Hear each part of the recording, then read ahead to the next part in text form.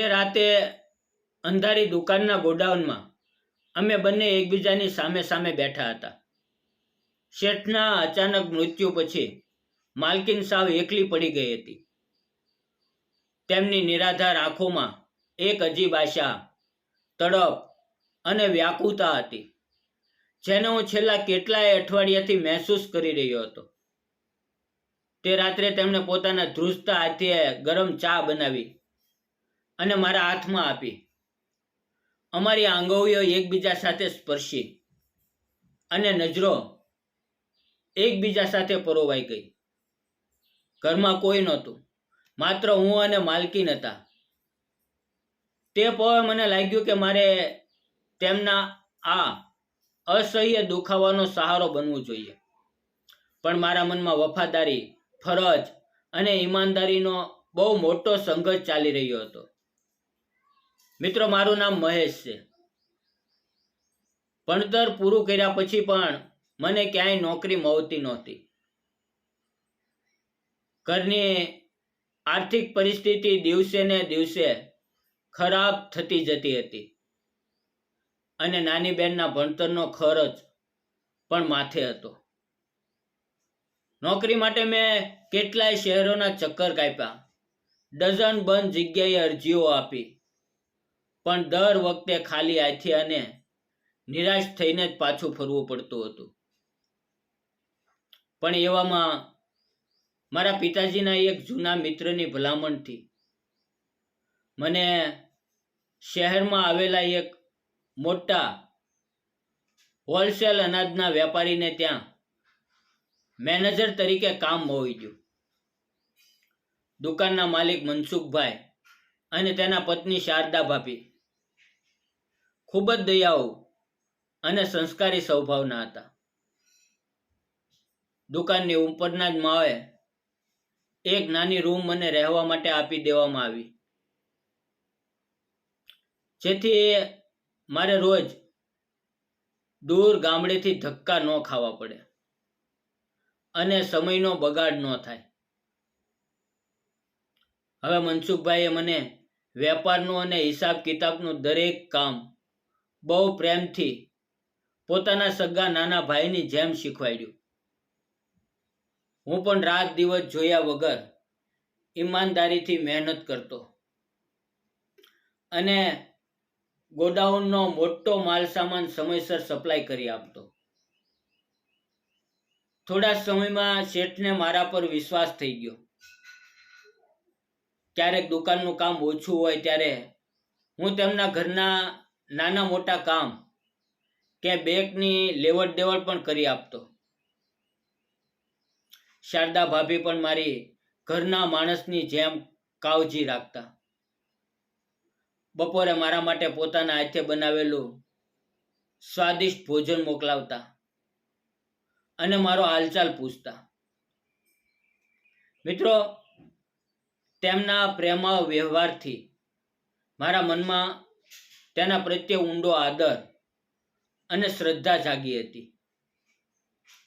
બધું બરોબર અને બહુ સુંદર રીતે ચાલી રહ્યું હતું, પણ ત્યાં જ એક દિવસ અચાનક મોટી ઘટના બની. હું ગોડાઉનમાં નવા આવેલા માલની ગોઠવણી કરાવતો હતો ત્યારે માલિક મનસુખભાઈ અચાનક ચક્કર ખાઈને જમીન પર ઢળી પડ્યા. હું ગભરાઈ ગયો અને તાત્કાલિક ટેક્સી કરીને તેમને શહેરની સૌથી મોટી હોસ્પિટલમાં લઈ ગયો.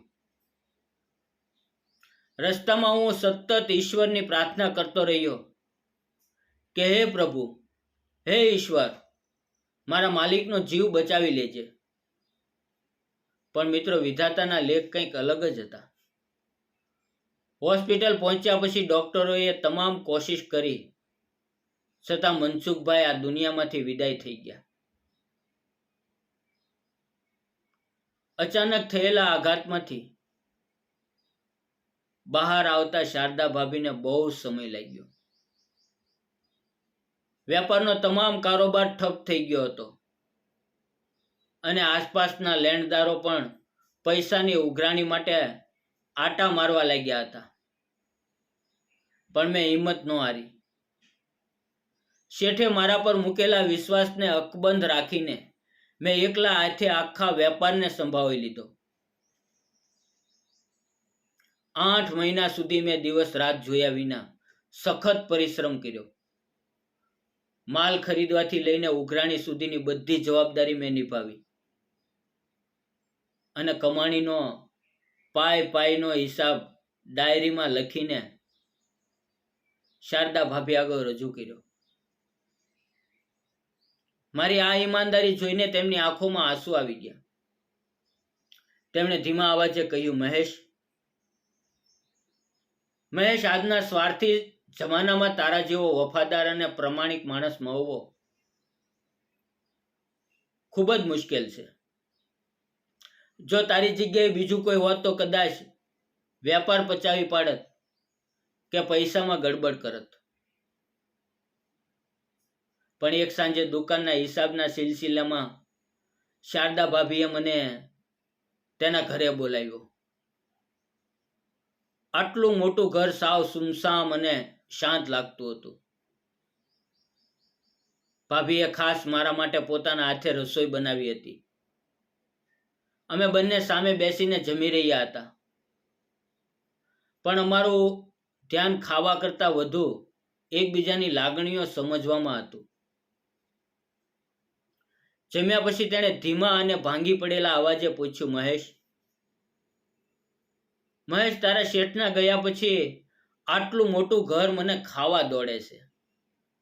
મારી આગો પાછો કોઈ નથી કોઈ સંતાન કે નથી કોઈ સગું. પણ તું મને જણાવ કે તું હજી સુધી કેમ એકલો છે? તે લગ્ન કેમ નથી કર્યા?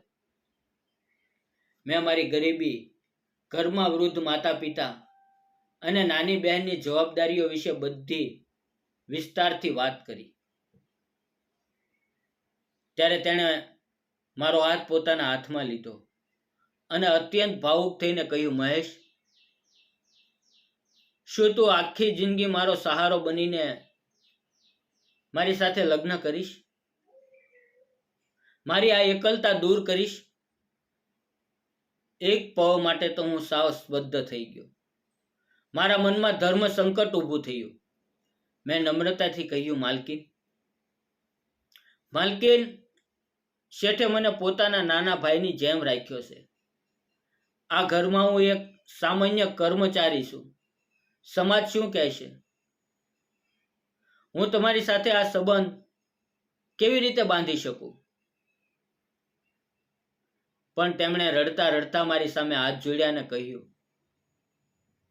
તેમના ગયા પછી જો કોઈએ આ ઘરને, આ વેપારને અને મને સાચી ઈમાનદારીથી સાચવી હોય ને, તો તે માત્ર તું છે. મને સમાજની પરવા નથી. મને એક સાચા અને ઈમાનદાર જીવન સાથીની જરૂર છે.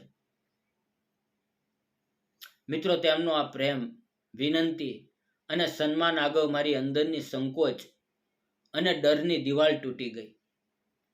મેં તેમનો પ્રસ્તાવ સ્વીકાર્યો કર્યો. પછી અમે બહુ આડંબર કર્યા વગર કાયદાકીય રીતે કોર્ટમાં જઈને લગ્ન કરી લીધા. પણ જ્યારે હું તેમને લઈને મારા નાનકડા ગામડે ગયો,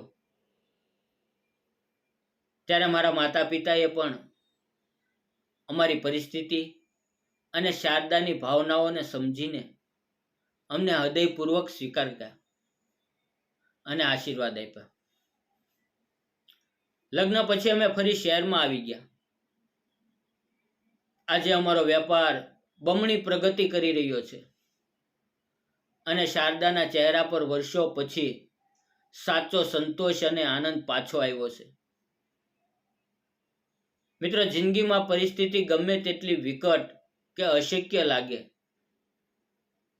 પણ જો માણસ પોતાની નીતિ, સત્ય અને ઈમાનદારીનો માર્ગ ન છોડે, તો કુદરત પોતે તેના માટે સાચો પ્રેમ, સન્માન અને સુખ મેળવવાનો રસ્તો ખોલી આપે છે.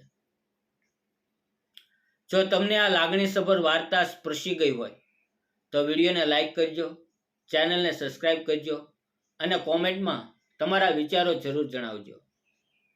કાલે ફરી મળશું મિત્રો. એક નવી અને પ્રેરણાદાયી વાર્તા સાથે. ત્યાં સુધી આવજો. વિડીયો પૂરો જોવા બદલ આપ સૌનો દિલથી આભાર.